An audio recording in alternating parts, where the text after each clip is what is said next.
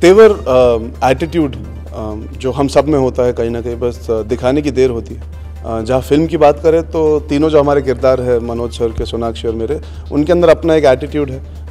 The circumstances bring out that attitude. मैं ये मानता हूँ कि एटीट्यूड पॉजिटिव होना चाहिए, तो होपफुली व्हेन पीपल सी तेवर वो हम सारे किरदारों के अलग अलग एटीट्यूड देखेंगे और पॉजिटिवली देखेंगे। About the Tevar, how do you define Tevar as a word? I think Tevar is already defined as attitude, and I think every character in this film has a approach towards life, has an attitude towards life, and in a very realistic way.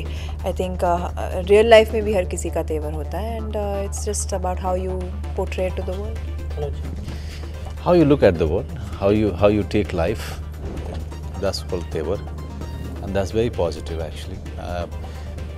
Generally in our day-to-day life, people use it in a very negative way, but it is all about how you deal with life, how you deal with people. It's all about that. Manoj ji, आप शुरुआत से ही कहते हैं ये कहीं ना कहीं grey shade नहीं है, तो ग्रे शेड है, बट ये तो नेगेटिव नहीं है, तो किस परिभाषा में? नहीं, ये तो है ये है। राजनीति नहीं था, मैं हमेशा कहता हूँ कि राजनीति जो है वो नहीं था, ये तो है, बाकायदा है ये। लेकिन हाँ, इसमें मैंने हमेशा कहा है कि जैसे आप लोगों की क्या होती है कि आप हीरो विलन हीरोइन में बांटते हो, जैसे कि इंडस्ट्री अब वहाँ से आगे जा चुकी है।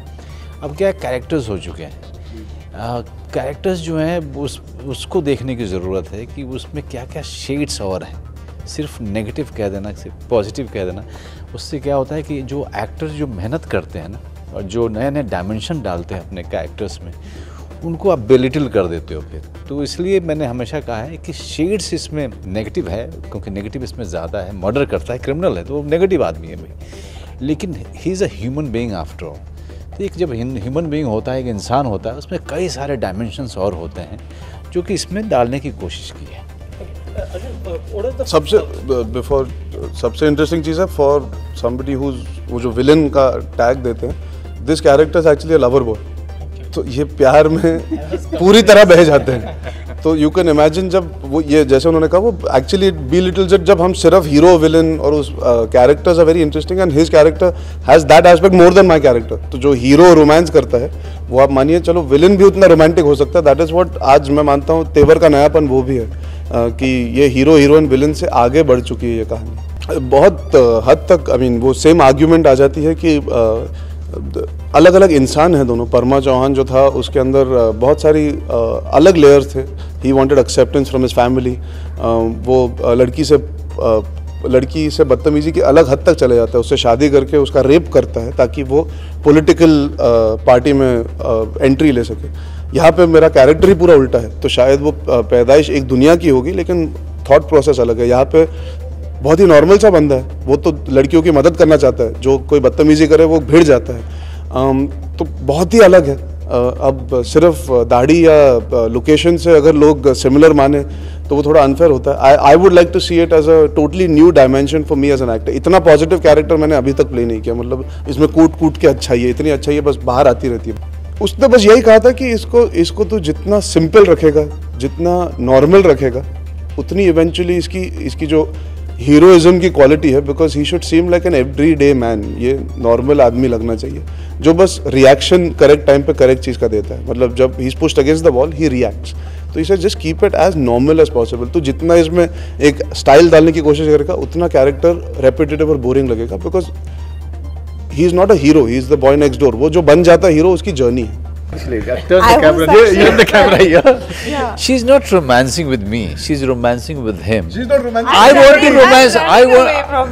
I want to romance with the character that she's playing, but I'm not getting the opportunity.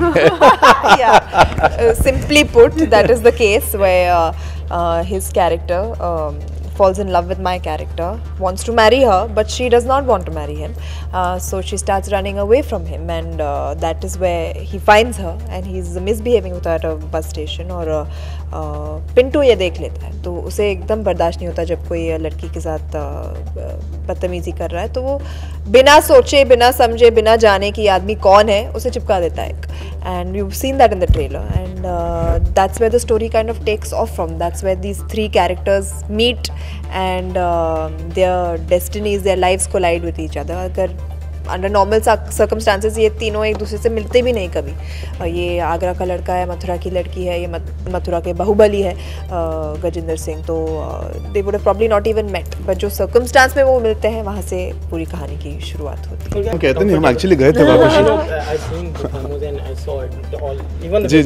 Ji. So does it make more comfortable to you guys to shoot on such देखिए, अगर actor comfort के बारे में सोचेगा तो उसे नौकरी छोड़ देनी चाहिए एक्टिंग की। Acting is not about comfort, film making is not a comfortable journey जो आज हम कर रहे हैं, because we have not thought about all this, तो एक मौका मिलता है कि यू बिकम सक्सेसफुल। तो comfort is the last thing any actor thinks about when he takes on a film, and no director will ever think about it. वो वहाँ जाके जो ऑब्स्टिकल्स होते हैं you face them as a team together. What is important is you keep the film in mind. मैं ये मानता हूँ अमित शर्मा इसीलिए मुझे बहुत पसंद है as a director, because he was very insistent कि हम लाइव लोकेशन पे, रियल लोकेशन पे जाके शूट करेंगे, ताकि वो जो टेक्सचर है, जो माहौल है, जो एक कॉन्वर्सेशन भी नॉर्मल सी होती है, उसमें एक लहजा पकड़ने का मौका मिलता है। All those things don't happen if you are shooting on a set, you won't feel the environment as much. तो कहीं ना कहीं एक सिंसेरिटी, ऑनेस्टी और रियलिज्म जो फिल्म में आता है, that only comes when you make the effort to become part of the world the film is projecting. तो कंफर्ट से आगे बढ़ चुकी है वो बातें अब कि यार एसी है या नहीं वहाँ पे, मतलब हम आराम कर पाएंगे या नहीं। You are only thinking from the film's perspective when you choose locations. At least Amit Sharma is only thinking about the film when he selects locations. इतने दूर दूर लेके गया हमें। सोनाक्षी, होम प्रोडक्शन का कहीं ना कहीं अर्जुन फायदा उठाते थे, कहीं ना कहीं यहाँ पे बीइंग आई थिंक सबसे कम फायदा होम प्रोडक्शन होने का अर्जुन को ही हुआ है, बट ऑनेस्टली हाँ ज़्यादा फायदा मुझे हुआ है क्योंकि हमारे प्रोड्यूसर्स, हमारे डायरेक्टर, आई थिंक मैं सब मेरे से ज़्यादा पार्शियल थे और अर्जुन को इस बात की बहुत चिढ़ आती है अब तक, बट अब मैं संन्यास ले चुका हूँ। Answer this question. नहीं, इट्स अ फैक्ट। ये खुलासा हुआ है, पहली बार मुझे पता लगा my father loves somebody else more than me, it's very evident. आप सुपरमैन और राधा नाचेगी को कंपेयर करोगे तो आप देख सकते हो। नहीं, I knew always that somewhere, because of the kind of person Sonakshi is, I knew my dad will grow very fond of her because she just has inherently a very likable personality. तो मुझे पता था dad का एक soft spot हो ही जाएगा। He sees her like a daughter and he is very protective। और मुझे भी 2-3 बार उन्होंने बोला है कि ऐसे करना चाहिए तुम्हें, उनको लेके वैसे करना चाहिए। कभी काम के सिलसिले में मुझे नहीं टोका, पर जब मैं मस्ती मजाक भी करता था, he was that protective that he used to come and tell me on the side that you cannot joke with her so much, and I used to say no I can, he used to say no you can't। आपको पता था ये? मुझे इतना पता है कि वो आलू मटर खा रहे थे और उन्होंने कहा पता है सोनाक्षी जो है मटर निकाल देती है। मैंने कहा हेलो। उनसे ये जरूर पूछना मुझे सब्जी कौन सी पसंद है, उन्हें वो नहीं पता होगा इस वक्त। मटर निकाले जाते हैं आलू से, ये पता है। आलू से मटर निकाले जाते हैं। तो आई थिंक आपको सारे सवालों का जवाब मिल गया कि बोनी कपूर नोज कि ये मटर के बिना आलू मटर खाती है, और उन्हें ये नहीं पता मैं खाना क्या खाता हूँ। मैं सीरियस नहीं होता हूँ यार। अगर यंग कास्ट है और एक यंग डायरेक्टर की जब एक सेट पे रहता है तो किस तरह की एक एनर्जी रहती है, और being experience actor how important. मैं इस तरह से देखता ही नहीं। मुझे क्या लगता है हर एक्टर जो है ना एक पूरा अपनी एक्सपीरियंस, एक सोच, अपना एक्सपोजर लेके आता है सेट पे। और ख़ास करके जो अर्जुन और सोनाक्षी जिस टाइम के हैं यहाँ पर, I treat them equal because they are from internet time. मेरा तो ये है कि till now I can't operate computer because when I was growing up there was no computer, when I was in college there was no computer, when I was doing theatre there was no computer, you know, so for me everything that I see today, you know is very new and they are from the time of information. So मेरे लिए बहुत सारी चीज़ें सीखने को मिलती हैं। जो एनर्जी होती है सेट पे वो कुछ अलग होती है। वो जो है आपको बड़े they keep you on your toes all the time. कहीं ना कहीं रिग्रेट होता है कि all the chart numbers they are taking Radha. देख मेरी बात नहीं समझी, मैंने शुरू से ही मैंने चार्ट नंबर्स वाले कभी अटेम्प्ट इसलिए नहीं किए क्योंकि मैंने डांसिंग कभी सीखी नहीं थी। सपने में मिलती है सर वो सब चार्ट नंबर सर, वो बाई चांस वो फ्लूक था। बहुत बड़ा फ्लूक था वो। बहुत बड़ा मारा और फिर आपने रिटायरमेंट ले ली फ्रॉम चार्ट बस्टर्स कि ये मेरे पास एक काफी है, मुझे और नहीं करने, कि अब मैं कैरेक्टर्स पे ध्यान देता हूँ। ये आफ्टर भीखू मात्र सपने में मिलती है, ये सेट बस I am retiring on my peak where dancing is concerned. I don't want to dance now anymore. But guys, No, I think the half the battle or full battle or 3/4 battle, eventually the audience on the first day will decide. But yes, चर्चा में आती है film because of music, and I think it's a very important tool to promote the film, and also it adds entertainment. Our viewers enjoy music, and that's why सालों से है हमारी पिक्चरों में.